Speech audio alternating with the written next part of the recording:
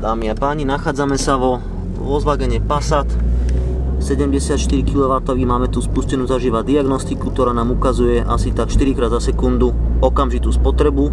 Vidíme to tu, v tomto stĺpci. Áno, je to spotreba v litroch paliva za hodinu. Momentálne nám ukazuje 0, pretože môj kolega spolupáchateľ pustil plyn. Ideme na zaradenom prevode a toto je situácia, ktorú som vám chcel ukázať. Pokiaľ auto, môžeš pridať, Braňo?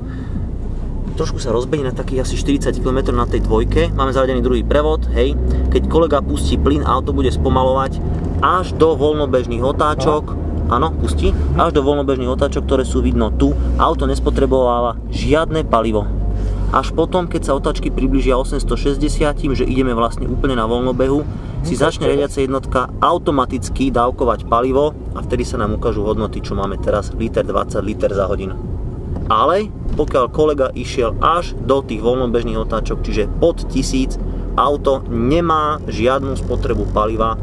Čo sme chceli ukázať, pretože na internete sa množia názory, že pri otáčkach pod 1400-1300 každý hovorí niečo iné, auto si začne samo palivo strekovať.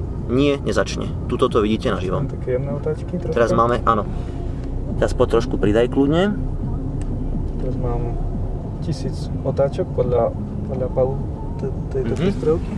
Prístrojovka 1000 otáčok, ideme rýchlosťou okolo 20 km za hodinu na druhom prevode. Spotreba paliva 1 liter za hodinu. Pri otáčkach 1008, 980, 1008 za minútu a tak ďalej a tak ďalej. Takže ešte raz, sumár.